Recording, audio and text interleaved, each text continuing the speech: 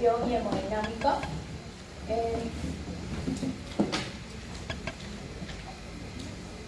Bueno, en la circulación, como ustedes saben, existen dos tipos: la circulación mayor o sistémica y la circulación menor o pulmonar. Ustedes ahí en la figura pueden ver el corazón, que en realidad es una bomba. Ya sabemos que existen dos bombas, una bomba derecha y una bomba izquierda. Y los grandes vasos están la arteria, ahí la más representativa es la arteria aorta, y también las venas, y los capilares sistémicos y los capilares pulmonares, que van a tener diferentes presiones, pero van a trabajar de la misma manera. Bueno, igualmente esta es una imagen de lo que serían las venas. Luego de las venas vienen las vénulas, de las vénulas los capilares. Estos capilares tienen una porción venosa, o sea, lo que está dando para la vena. Luego están los capilares, donde se van a producir el intercambio de nutrientes para la homeostasis. Luego están las arteriolas, las arterias, para poder nutrir las diferentes partes del cuerpo. Aquí está la arteria aorta, ahí están las arterias, las arteriolas, los capilares, las vénulas, las venas y la vena cava.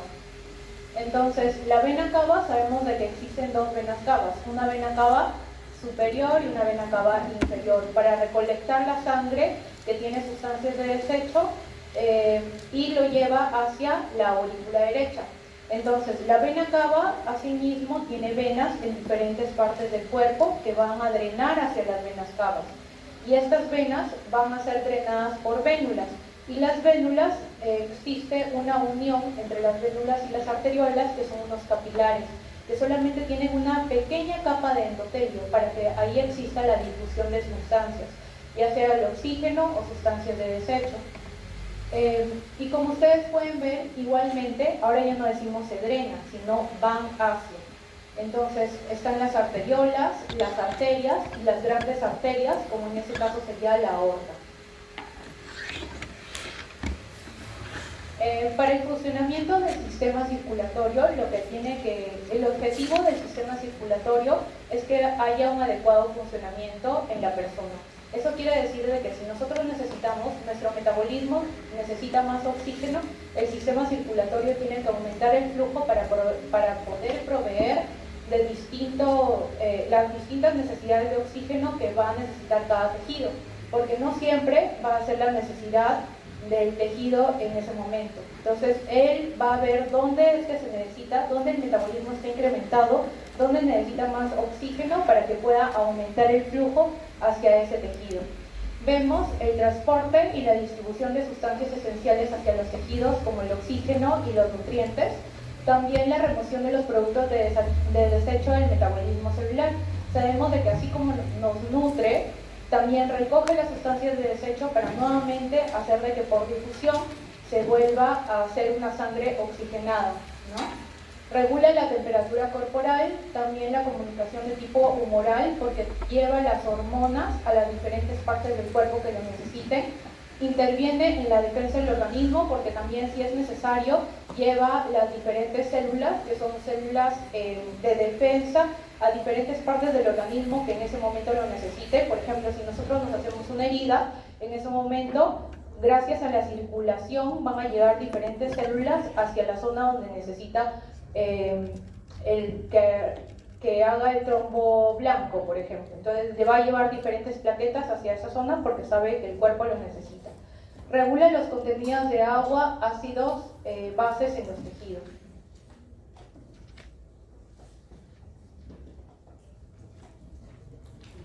Ya, entonces, sabemos de que en la aurícula derecha va o drena la sangre hacia el ventrículo derecho. Eso lo vimos en la clase pasada, ¿cierto? Del ventrículo derecho va hacia la arteria pulmonar y de la arteria pulmonar va hacia los pulmones. En los pulmones se produce la difusión de los nutrientes, la difusión de oxígeno, y eso es gracias a unos pequeños vasos sanguíneos que no tienen capas gruesas y que por ahí pueden difundir esas necesidades de oxígeno y se puede oxigenar la sangre. Entonces ya sale como una sangre oxigenada. Para fines didácticos estamos poniendo la sangre que no es oxigenada de color azul y la sangre oxigenada de color rojo. Entonces va a ir por unas venas pulmonares hacia la aurícula izquierda. Esas venas pulmonares son unas venas que tienen sangre oxigenada y aún así se llaman venas. Drenan hacia la aurícula izquierda, son 4 venas pulmonares, 2 superiores, 2 inferiores. Y esto va a pasar la sangre de la aurícula izquierda hacia el ventrículo izquierdo y del ventrículo izquierdo pasa a la aorta. Y de la aorta va hacia toda la circulación. Entonces esa es la circulación periférica o circulación mayor o sistémica. Y en la circulación sistémica, nuevamente la sangre que es oxigenada de color rojo va a nutrir los diferentes tejidos según las necesidades que tenga el tejido. Entonces, asimismo, va a dejar sus sustancias de desecho y se va a volver otra vez color azul. ¿Y cómo va a llegar a las aurículas? A la aurícula derecha va a llegar por el retorno venoso por las venas cavas, la vena cava superior y la vena cava inferior, que van a drenar en esta aurícula derecha. Y así va a seguir el ciclo, ¿no? Entonces, cuando hablamos del volumen circulatorio, nos preguntamos, ¿dónde está la sangre? Entonces, esto es referencia, porque yo sé que todos han leído su Guyton, y en estas cantidades no salen exactas así, pero nos vamos a hacer una idea. Entonces, en la circulación menor, aproximadamente está en un 12%, en el Guyton dice que es un aproximado del 9%, y en la circulación mayor o sistémica está a un aproximado de 83%, Guyton dice 84%, o sea, es un aproximado. Es decir, que la circulación mayor, la circulación sistémica, tiene la gran mayoría de la sangre, ¿no? ¿Y dónde está el 5% restante? O entre el 5 y el 7% restante se encuentra en el corazón porque está siendo utilizado como bomba en ese momento. Entonces, si hablamos de dónde está el mayor porcentaje de sangre, quiero que vean la imagen donde dice circulación mayor 83%. ¿Dónde ustedes pueden ver de que está el mayor porcentaje de sangre? En las venas, con un 67%, porque se dice que las venas son el reservorio de sangre que tenemos nosotros. En algún momento, si nosotros necesitamos sangre, en ese momento utilizamos las venas para que puedan llevar y puedan suplir las necesidades de sangre. Entonces, ustedes pueden ver todo el volumen circulatorio. Las venas ocupan más del 50% del contenido de la circulación, del volumen circulatorio, con un 67%. Los capilares, aproximadamente donde se produce el cambio de los nutrientes, es el 5%, y el contenido arterial es un 11%, a pesar de que ustedes pueden ver de que las arterias son unas arterias de diámetro grande, y ustedes pueden ver las venas como diámetro más pequeño. Es ahí donde las venas tienen la capacidad de la distensión y es donde se pueden tener los grandes reservorios de sangre. La circulación menor, el 12%, la arteria pulmonar en un 3%, los capilares pulmonares en 4% y las venas pulmonares en 5%. Entonces, más o menos de esa manera es que se compone el volumen circulatorio. Se dice que entre el pulmón y el corazón aproximadamente es en un 13% que ocupa ambos, el pulmón y el corazón. El corazón, acuérdense que es entre un 5 a 7%. Del Guyton me parece que dice 7%. Entonces, ahora, el flujo sistémico. De esto quiero que estén atentos porque puede que venga en el examen, pero también de que en sus exámenes futuros, o sea, en el examen de internado, en el examen de CERUMS, en el examen de residencia, todos, suele venir una de estas preguntas y se suelen equivocar. Entonces, dice el flujo sistémico, ¿hacia dónde va? En la primera parte van a ver el contenido de sangre. Acuérdense cuánto es el gasto cardíaco en litros por minuto en una persona más o menos de 70 kilos, con 1,70 m de alto. Es más o menos lo que ven abajo, total.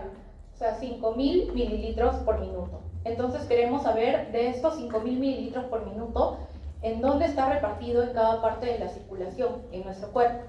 Entonces, ustedes pueden ver de que la circulación esplácnica, que son la circulación del tracto gastrointestinal, el páncreas, el hígado y el vaso, o sea, todos los órganos que están en la cavidad abdominal, vendría a ser más o menos 1.350 mililitros por minuto.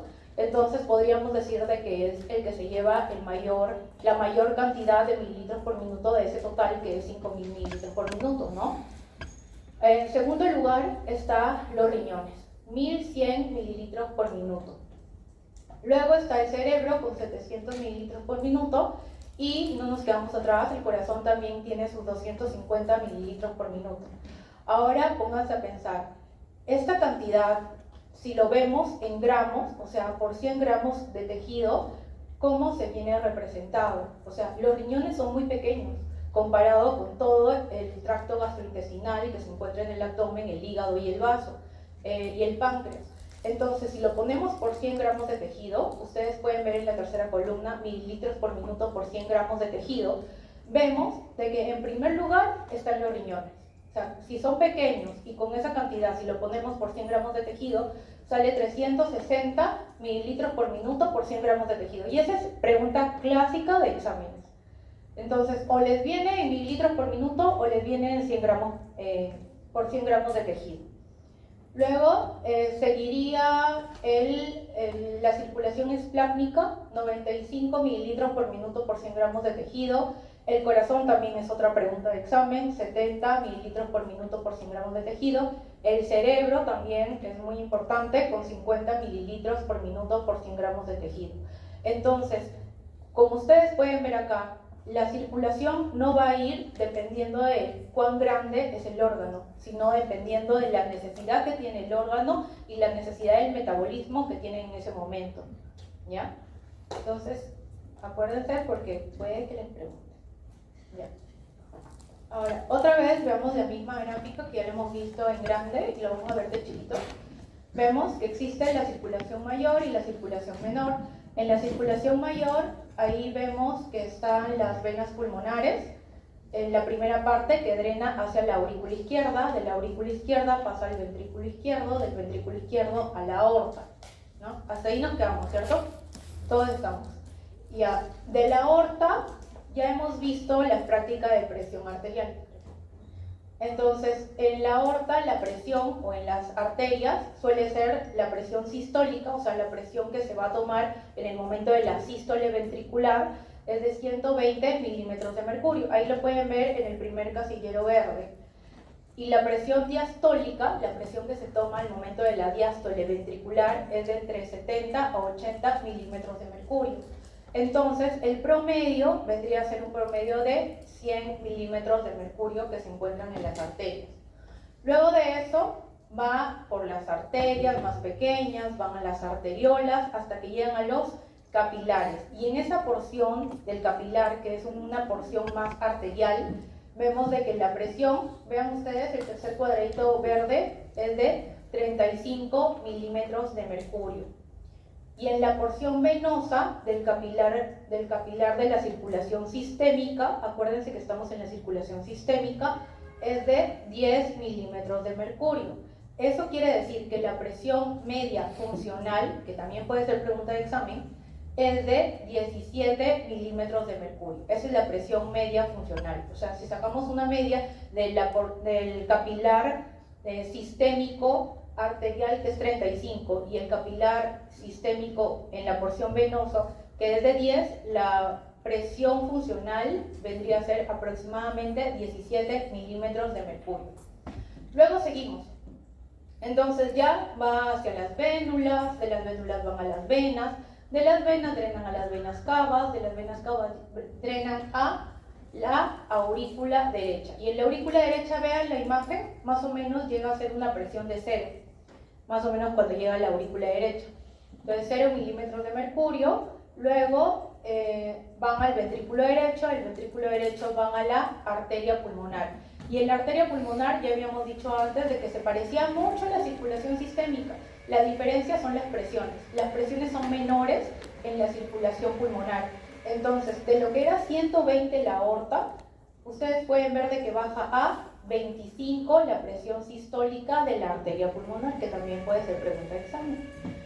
Y la presión diastólica de la arteria pulmonar baja a 8 milímetros de mercurio. Eso quiere decir de que si nosotros medimos la presión media de la arteria pulmonar, aproximadamente viene a ser 16 milímetros de mercurio. Y créanme que les va a servir saber esto, porque después, cuando ustedes lleven fisiopato, van a preguntarles qué es la hipertensión pulmonar. ¿Ya? Entonces ya saben de que la media es 16 milímetros de mercurio, lo normal. Y luego de eso va a pasar nuevamente hacia el pulmón para que se oxigene la sangre. Y en su porción venosa en los capilares pulmonares, como ustedes pueden verlo ahí, casi en el último cuadradito verde, en la porción venosa, más o menos entre la porción venosa y la porción arterial tienen una media de 7 milímetros de mercurio. O sea, la diferencia del intercambio en los capilares de la circulación mayor, que era de 17 milímetros de mercurio, con la diferencia de la presión capilar pulmonar, que aproximadamente es 7 milímetros de mercurio, que quizás le vengan en el examen, porque ya les hemos preguntado en uno de los grupos de las prácticas. Es de 7 milímetros de mercurio, ¿ya? Entonces, más o menos están entendiendo lo que significan las presiones. Se parecen mucho las circulaciones, la diferencia va a ser la presión, ¿ya? Entonces, también ustedes en la última parte del recuadro pueden ver una línea, la línea roja, que es el diámetro, y la línea azul, que es la velocidad. Ahora, no estamos hablando del diámetro de que agarramos y cortamos una arteria y medimos el diámetro. Estamos hablando del diámetro transversal superficial total. Y también le hemos preguntado en una práctica, ¿cuál es el vaso sanguíneo que tiene mayor diámetro transversal superficial? ¿Alguien se acuerda? Ya, bueno, está en su libro, leanlo. Esta es los capilares. Los capilares son los vasos sanguíneos que tienen el mayor diámetro transversal superficial. Las arterias no, porque eso podríamos pensarlo, ¿no? Pero si juntamos todos los capilares pulmonares y medimos su diámetro, este va a ser mayor que el de las arterias. Entonces, ahí pueden ver el diámetro y la velocidad. Cuanto mayor es el diámetro en los capilares, por eso pueden ver las curvas del capilar de la circulación mayor y la curva del capilar de la circulación menor, menor va a ser la velocidad. Cuanto menor sea el diámetro de transversal total, mayor va a ser la velocidad. Entonces no se confundan, no estamos hablando del diámetro de que cortamos una arteria y la medimos, sino del total. ¿Ya? Esto es muy importante para que puedan ustedes entender cómo se regula la presión arterial. Pueden ver de que el colorcito azul es tejido elástico y el colorcito como con rayitas es músculo liso, ¿ya? Entonces de ahí van a comprender todo. Las grandes arterias, como ustedes pueden ver, ¿qué tienen más? Tienen un poco de músculo liso, es el primer esquema, y tiene bastante tejido elástico, ¿no? En lo que son las pequeñas arterias, pueden ver de que tiene más músculo liso que tejido elástico. Y ahora sí, presten atención porque después le voy a preguntar. Las arteriolas que tienen más músculo liso, no tienen tejido elástico. Entonces, ¿qué quiere decir? De que ellas son las responsables de la vasoconstricción y la vasodilatación, o sea, de la modulación que va a obtener el cuerpo. Más que todo ellas, todos se van a contraer los que tengan músculo liso.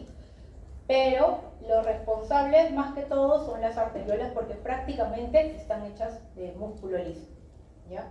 Luego están los capilares, no tiene dibujito porque en realidad solamente es endotelio, con sus pelicitos que están alrededor. Y las vénulas o las venas, que también tienen músculo, no se equivoquen, las vénulas y las venas también tienen músculo.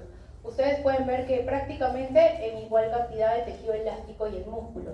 Entonces también se pueden contraer, pero no se van a contraer con la misma intensidad de lo que podría ser una arteriola. ¿Ya?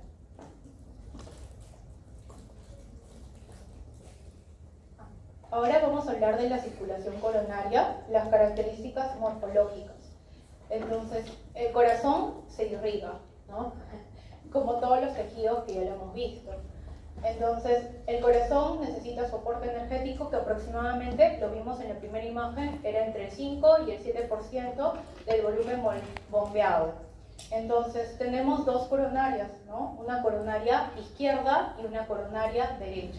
Esta coronaria izquierda, en realidad, es el tronco coronariano izquierdo, que va a dar las ramas de la descendente anterior y la circunfleja.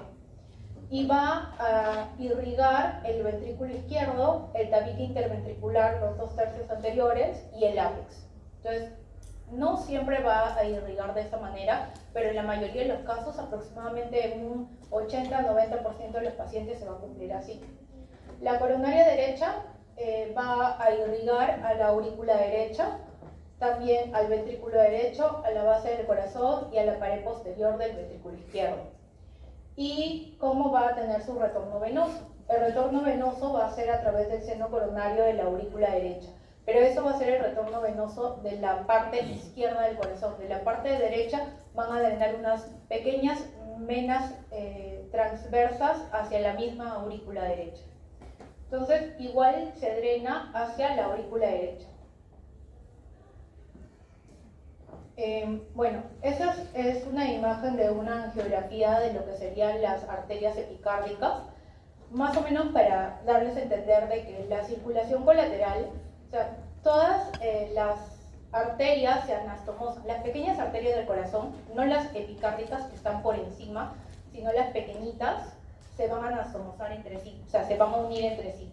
Eso es normal, eso lo van a tener todos. Pero ¿qué pasa cuando una de las grandes arterias del corazón, por ejemplo, una arteria descendente anterior, se obstruye?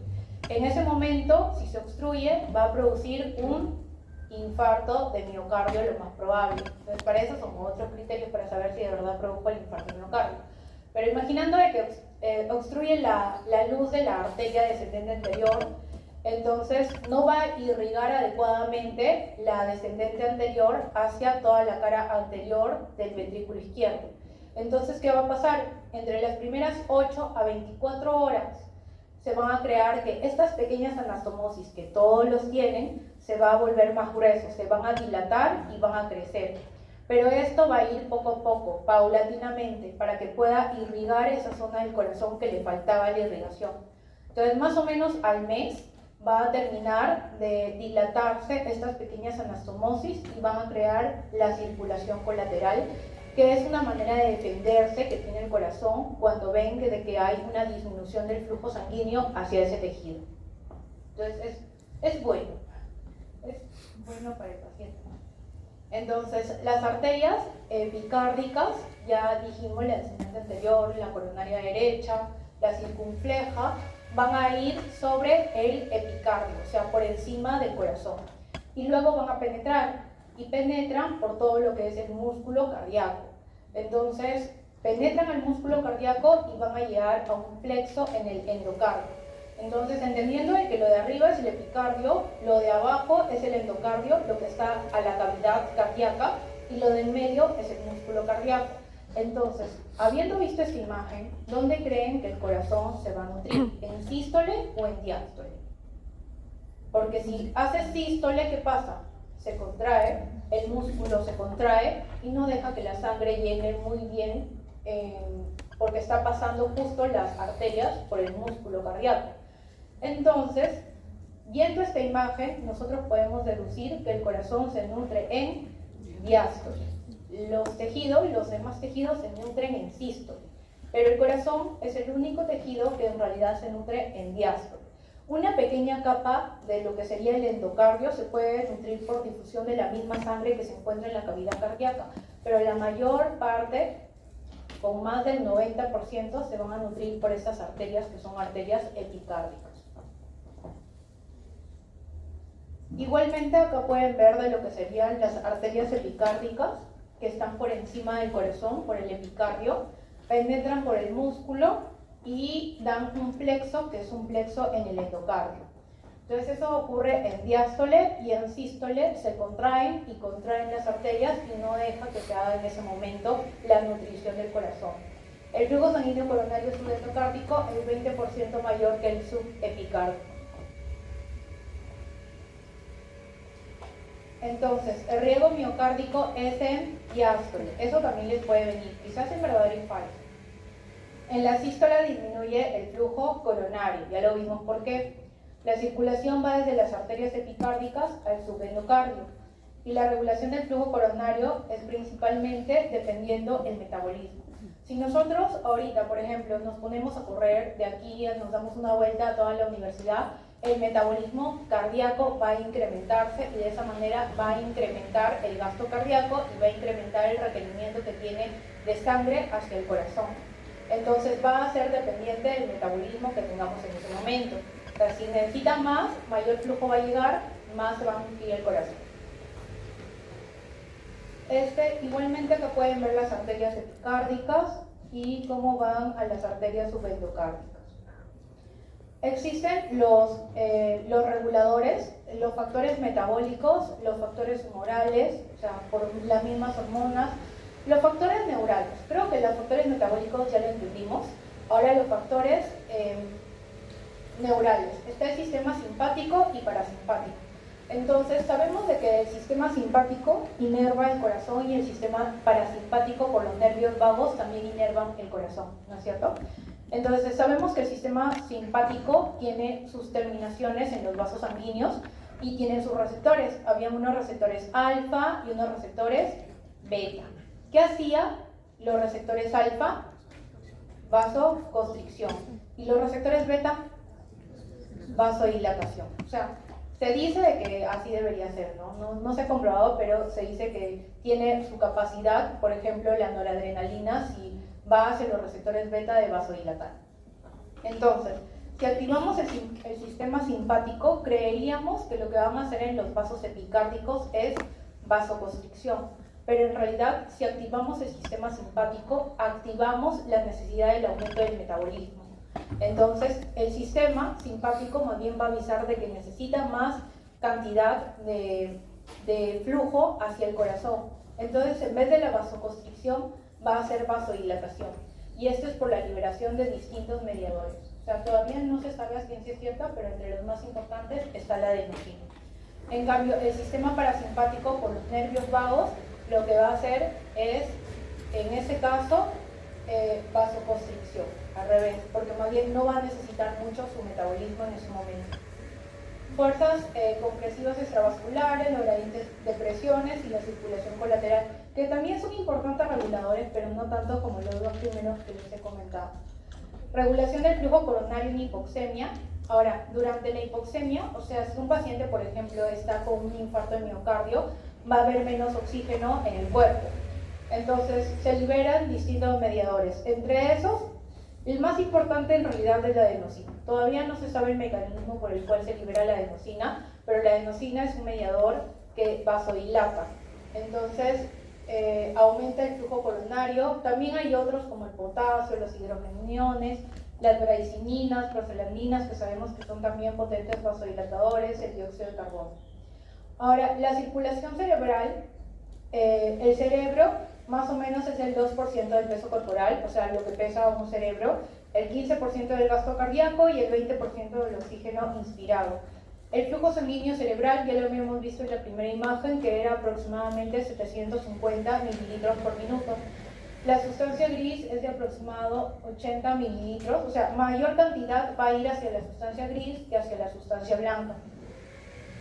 Y ya vimos que aproximadamente era 50 mililitros por minuto por 100 gramos de tejido, o sea, lo que iba a irrigar la circulación que iba a llegar hacia el cerebro. Entonces, si el cerebro pesa 1.5 kilos y hacemos una matemática, sabemos de que aproximadamente sería 750 mililitros por minuto, que es el 15% del gasto cardíaco, porque el gasto cardíaco eran 5 litros por minuto, ¿no? Consumo de oxígeno, ya lo dijimos, en un aproximado 20%, y acá hay una regulación del flujo. Entonces, hay unas respuestas, que son las respuestas miogénicas de los vasos y la respuesta por dióxido de carbono. Entonces, ¿qué pasa si aumenta la presión arterial periférica? Si ahorita nos tomamos la presión, y por ejemplo, me toman ahorita la presión, y me sale de que mi presión está en 160 sobre 100. Entonces, en ese momento existe una respuesta miogénica de los vasos cerebrales. Estamos hablando de los vasos cerebrales.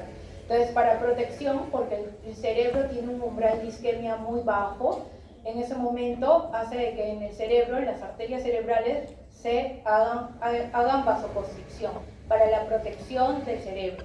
Y cuando más bien las presiones están muy bajas, por ejemplo, me toma la presión y está en 70-50, lo que va a hacer el cerebro como respuesta miogénica es: necesito que llegue sangre, aunque su presión esté baja. Así que su respuesta miogénica va a ser vasodilatación. sea, de las arterias cerebrales. Y por el dióxido de carbono, el aumento del dióxido de carbono, o sea, si nosotros estamos reteniendo dióxido de carbono, en ese momento el cerebro también dice, hay que vasodilatar las arterias cerebrales. Si estamos con poco dióxido de carbono, en ese momento hacen vasoconstricción. Eso solamente, esas características del flujo lo tiene el cerebro. Y esta es la circulación esplácnica, se la presento, ya les había hablado de ella, era la que tenía el mayor flujo, pero si no hablamos de por 100 gramos de tejido, ¿no es cierto?, sino en general, que era aproximadamente 1350. Y el hígado es el único órgano que va a recibir suministro sanguíneo aparente, venoso y arterial. Acuérdense de que está también la vena porta. El reposo, el flujo sanguíneo hepático es aproximadamente el 29% del gasto cardíaco, que vendría a ser, que también lo vimos en la imagen, 95 mililitros por minuto por 100 gramos de tejido. O sea, después del riñón era todo lo que es la circulación esplácnica quien se llevaba la mayor circulación por 100 gramos de tejido. Y esta es la piel. Está enteramente controlada a través de los nervios adrenérgicos simpáticos. Entonces hay pequeñas terminaciones de los nervios adrenérgicos que están alrededor de los vasos sanguíneos. La estimulación simpática en la piel causa que vasoconstriñan las arteriolas y disminución del flujo sanguíneo, constricción del plexo venoso y descenso del volumen sanguíneo en la piel y aumento de la velocidad de sangre. Bueno, más o menos para darles una idea, la piel es un órgano muy importante, pero si en algún momento, por ejemplo ahorita, yo necesito, vienen con una pistola y me apuntan en la cabeza. Entonces créanme que mi cuerpo no va a mandar toda la sangre a mi piel para verme rojita. O sea, mi cuerpo en ese momento va a mandar toda la sangre que pueda hacia los músculos, hacia el cerebro, hacia el corazón. Entonces en ese momento la respuesta adrenérgica, la respuesta simpática va a ser la vasoconstricción de las arteriolas. Se vasoconstriñen las arterias de la piel, las arteriolas de la piel, y entonces no va a haber tanta sangre en la piel, pero sí lo va a mandar hacia los tejidos que necesiten por ese aumento del metabolismo. Y disminución del flujo sanguíneo en ese momento, ¿no? Constricción del plexo venoso, descenso del volumen en la piel, aumento de la velocidad de la sangre. Entonces el cuerpo es sabio, donde necesita en ese momento manda la sangre a la circulación, aumenta el flujo. Y la circulación renal, los riñones son unos órganos muy importantes. La piel también. Más o menos era entre el 22 y el 25% del gasto cardíaco, que vendría a ser 1100 mililitros por minuto. Lo vimos, ¿cierto? Acuérdense que le puedo preguntar en el examen. La circulación renal, el control del flujo sanguíneo está... en el riñón sí es un órgano muy especial, que tiene sus diferentes fases para poder regular la cantidad de sangre que llega a los riñones. El control es por el sistema de retroalimentación túbulo-glomerular. Entonces tienen terminaciones que son quimiosensibles, también varosensibles. En la mácula densa, que detecta la composición del líquido al inicio del túbulo contorneado distal. Entonces la mácula densa lo detecta y en ese momento el riñón sabe si tiene que reabsorber líquido, si tiene que hacer de que filtre más. La disminución del sodio, sabemos de que el sodio jala agua, ¿no? Acuérdense de eso. Entonces, si disminuye el sodio en la sangre, la mácula lo detecta. Entonces, si lo detecta, determina que se libere una hormona muy importante que es la renina. Y la renina se va a convertir en angiotensina 1, luego se va a convertir en angiotensina 2, el angiotensinógeno, y el angiotensinógeno 2 es un componente vasoconstrictor. Entonces, de esa manera regula todo lo que es el sistema renal.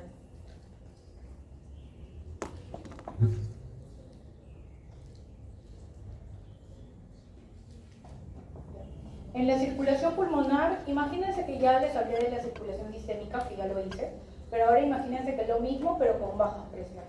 Entonces, las presiones en la sangre son bajas, la presión arterial dijimos de que una media de 16, ahí dice 15, entre 15 y 16 es su media de la presión en la arteria pulmonar, con su sístole en 25, la presión sistólica en 25, la presión diastólica en 8, y una presión venosa de aproximadamente 5 milímetros de mercurio. Los pulmones constituyen un importante reservorio de sangre, igual que el hígado, igual que las venas. la distribución de la sangre está regulada por el oxígeno alveolar, porque en los alveolos es donde se va a hacer la difusión del oxígeno, ¿no? Y acá podemos ver lo que sería, están las arterias pulmonares, están los alveolos, y lo que ustedes pueden ver abajo también son los vasos linfáticos, que tienen casi la misma configuración de lo que tendrían unas venas. Entonces, la irrigación pulmonar, presiones altas de las arterias bronquiales, el flujo bronquial más o menos es el 1% del gasto cardíaco, y un shunt de derecha a izquierda. Acuérdense de que en los capilares había menores velocidades, eso lo vimos en la primera imagen, porque los capilares tenían mayor superficie transversa. Entonces tienen menor velocidades también para que pueda tener tiempo para hacer una correcta difusión, más o menos entre 1 a 3 segundos.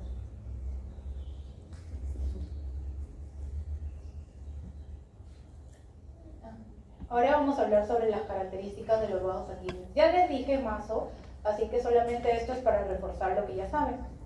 Están las arterias y las venas. Las arterias tenían poca elasticidad, distensibilidad también lo tenían poco, y nula resistencia, pero tiene altas presiones, pueden soportar grandes presiones las arterias, porque también tienen una capa gruesa. Las venas tienen una gran elasticidad, se distendían bastante porque las venas son el reservorio, ¿no es cierto?, como un 67% de la sangre de la circulación. Manejan volúmenes, pero tienen bajas presiones. Entonces vamos a ver por qué, cómo se ven. Ya llevaron histología, ¿no? Muy bien. Entonces, esta es la diferencia entre una arteria y una vena. ¿Ven? La arteria es más gruesa. Tiene su endotelio, tiene su capa muscular de células lisas y también tiene su adventicia, que es una adventicia un poco más gruesa. En cambio, la vena tiene una pequeña, ligera adventicia, tiene también su músculo liso, que está en la parte del medio, y tiene su endotelio. Entonces, es la diferencia entre una vena y una arteria. Y créanme que si lo ven por eco, se ve tal cual. O sea, ustedes pueden ver una arteria, lo comprimen y la arteria no se va a comprimir porque tiene una muscular gruesa del músculo liso. En cambio, ustedes comprimen una vena con el transductor nomás y ustedes van a ver que colapsa. Entonces, esa es la diferencia entre una arteria y una vena. Las venas sí se distienden y también pueden colapsar. Entonces, ven la morfología que son diferentes. La de abajo es una vena que no guarda ni siquiera una forma y puede servir de reservorio, y si se tiene que distender, lo va a hacer. En cambio, una arteria soporta mayores presiones, tienen capas más gruesas, y bueno, si son arteriolas van a ayudar para la vasoconstricción por esa capa de músculo que tienen. Entonces, las arterias grandes, está la arteria elástica, acá más que todo, más que músculo liso, tiene una media elástica. Las arterias medianas, musculares, más que todo son músculo. Las arteriolas es músculo, prácticamente. Una gran capa muscular. Y los capilares, acuérdense de esto, que también les puede venir en el examen. Creo que son 6 preguntas. Una capa de células endoteliales y alrededor también tienen sus pedicitos. Entonces, las arteriolas son las ramas terminales del árbol que rodean el lecho capilar. Acá, la función principal de las arteriolas, esto grábense, es controlar el flujo sanguíneo al territorio capilar, porque son los vasos de resistencia periférica, porque tiene la muscular lisa más gruesa, entonces en ellos va a poder hacerse la vasoconstricción y la vasodilatación. Y los capilares están constituidos por su pared de células endoteliales, su membrana basal, los pericitos, y bueno, son pequeñitos. Ahora, los capilares son zonas de intercambio entre la sangre y el tejido, de oxígeno, nutrientes, gas carbónico, desperdicios. Y bueno, esto es la unidad microcirculatoria. Vemos que estas son las arterias, luego de las arterias siguen las arteriolas, hay unas metaarteriolas, y creo que acá hay una, acá, a esa imagen está mejor. Están las arteriolas, la parte más de arriba, luego están las metaarteriolas, y entre las arteriolas y las metaarteriolas ven como si fuera un gusanito, ya ese es un esfínter. Es un esfínter de músculo liso, que es un esfínter de Jacobi, que sirve para la regulación de sangre que va a ingresar hacia los capilares, que vendrían a ser estos, ¿no?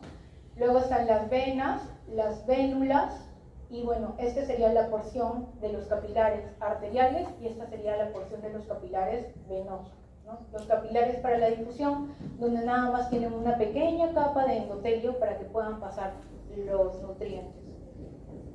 Y bueno, tienen su tono vascular miógeno basal, que da respuesta a la presión vascular, va a depender de las necesidades metabólicas. Ahora, existen tres tipos de capilares. Existe el capilar fenestrado, el capilar discontinuo o sinusoidal y el capilar continuo. El más frecuente es el capilar continuo, pero los capilares fenestrados se encuentran, como ustedes pueden verlo, son esos pequeños poros que tienen, que se encuentran más que todos en las glándulas endocrinas y sitios de absorción de líquidos y metabolitos, como la vesícula biliar, el estómago y el intestino delgado. Los discontinuos, eso va a ser mucho más grande, esos poros. Entonces, ¿por qué son más grandes? Porque necesitan que pasen proteínas. Entonces, y las proteínas son pesadas y son grandes. Lo encontramos en la médula ósea y en los vasos. Y los capilares continuos, que son los que más conocemos, que es para el pase del oxígeno, el agua, electrolitos y glucosa. Entonces, ahí está la diferencia. El capilar continuo, que es el primero, el capilar fenestrado el segundo y el capilar sinusoidal el tercero. El transporte transcapilar, transporte de líquidos, acuérdense que el transporte, ya lo habíamos hablado en la clase pasada, cuando se mueve la sangre se movía por depresiones, gradiente de presiones, o sea, por diferencia de presiones. Tiene que irse de un lugar donde la presión sea mayor que el otro lugar. Entonces acá ya hablamos de presión hidrostática y de presión oncótica. La presión oncótica era dada por las proteínas mayormente, ¿no? El transporte de solutos, el gradiente de concentración, que es la difusión, y el transporte de macromoléculas como la mitosis. Entonces vemos, allá, ese es el capilar, vemos que tiene su parte arterial y su parte venosa, ¿no? Una porción que daba más hacia la arteria y una porción que daba más hacia la vena. Y esto acá vendría a ser una célula, digamos que es una célula de la piel. Es una célula de la piel, entonces llega la sangre y llega con sus nutrientes, llega con oxígeno para nutrir la célula de la piel. Y la célula de la piel lo que le da es sustancias de desechos y dióxido de carbono y se va hacia el capilar de la porción venosa para que lo lleve por las venas y llegue hacia la aurícula derecha, ¿no? Entonces debe existir un equilibrio entre la parte arterial y una parte venosa. El flujo neto de los fluidos es a través de la pared capilar, es gobernada por una ecuación que es la ecuación de Starling, que la velocidad va a ser igual a una constante y la diferencia de presiones entre la presión hidrostática y la presión oncótica. Entonces, esto acá sí es un poquito engorroso, pero créanme que lo van a ver toda su vida. Entonces, en lo que son la presión hidrostática y la presión oncótica, vemos de que en el capilar arterial, más o menos la presión hidrostática es de 35 milímetros de mercurio. Y en ese mismo capilar, la presión oncótica es de 26 milímetros de mercurio. Eso quiere decir que la presión hidrostática es mayor que la presión oncótica. Entonces, si la ves, se filtra hacia los tejidos, porque la presión hidrostática es mayor. Entonces, filtra los nutrientes hacia los tejidos, agua, oxígeno, nutrientes. Ahora, ¿por qué se reabsorbe? Porque en el capilar venoso la presión oncótica sigue siendo igual, de 26 milímetros de mercurio, pero la presión hidrostática baja a 15 milímetros de mercurio. Entonces se reabsorbe desde los tejidos hacia el capilar, en la parte venosa, porque la presión oncótica, como lo ven, es mayor que la hidrostática. El agua, el dióxido de carbono y los desechos. Y cuando hay una alteración en la permeabilidad capilar, hay retención de sustancias de desecho y también retención de agua y causando edema. Entonces acá es un paciente tipo clásico que tiene edema en miembros inferiores. Entonces el doctor le está haciendo un signo, que es el signo de la fobia, para poder evaluar en cuántas cruces el paciente tiene edema, ¿no? Porque hay una diferencia en él de la presión hidrostática con la presión oncótica. Por ejemplo, es un paciente adulto mayor, tiene 90 años y no le gusta comer pollito, ni carne, ni nada que tenga proteínas. Entonces la presión oncótica va a bajar y ya no va a haber esa homeostasis para poder hacer la filtración y la reabsorción adecuada, y se va a ver en el paciente como edema de miembros inferiores. Pero es un edema diferente, el que es por hipoalbuminemia, o sea, por disminución de las proteínas. Y este es el sistema venoso. Ya habíamos visto una poquito de las venas, igualito, ¿no? Vemos de que tiene su capa adventicia delgadita, luego su capa muscular y su endotelio. Y el sistema venoso, tenemos diferentes territorios, la vena safena mayor, la vena safena menor, y lo que quiero que ustedes puedan ver son estos. Ya me han preguntado antes en el grupo de práctica de que ya me habían dicho de que las arterias tenían válvulas. Las arterias no tienen válvulas. Las venas y los vasos linfáticos son los únicos vasos que tienen válvula. Entonces, esas válvulas son en forma como si fuera un nido de golondrina, así se les llama. Entonces, tiene sus válvulas que lo que hace es hacer de que no haya reflujo de la sangre. O sea, por ejemplo, esas son las venas que existen en los miembros inferiores. Entonces, las venas tienen válvulas y alrededor de las venas existe el músculo. Entonces, también sirve como una bomba para que pueda haber el retorno venoso. Entonces, cuando las válvulas se abren, ayuda para que pueda fluir las venas, la sangre de los miembros inferiores hacia el corazón. Pero cuando las válvulas están cerradas, como en la siguiente imagen, lo que hace es de que no vuelva a bajar la sangre porque hay, por la misma gravedad, o sea, que va a bajar la sangre de lo que está arriba, va a bajar, ¿no? Entonces, para que no baje por la gravedad, se cierra la válvula. Y vemos ahí las válvulas, los vasos sanguíneos.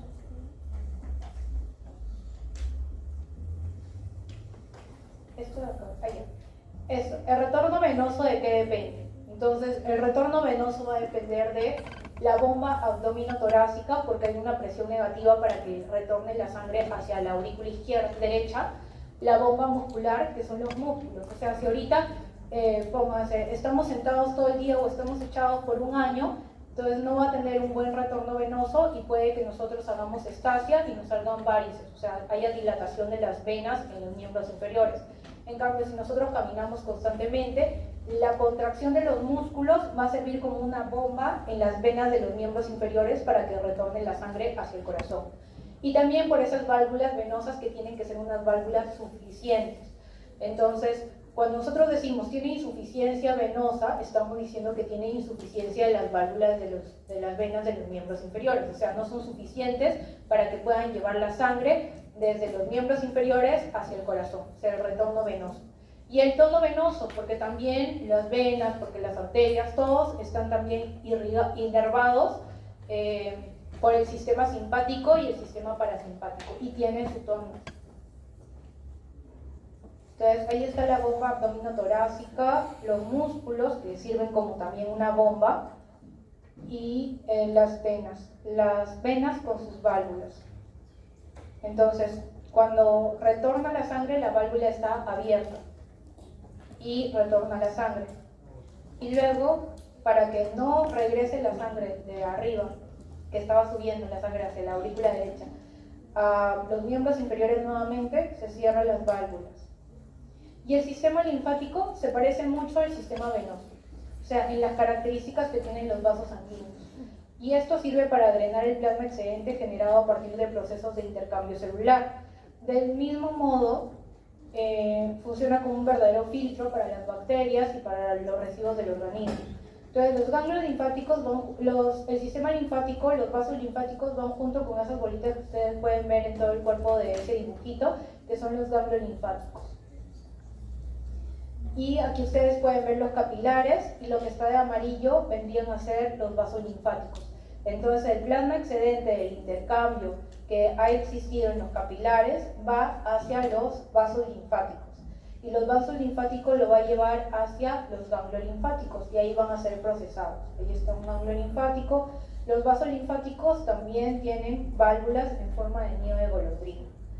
Y se parecen a las venas, se encuentran en el trecho los ganglios linfáticos. Tiene que haber también un equilibrio con los vasos linfáticos, porque si no, se forma algo llamado linfedema, ¿no?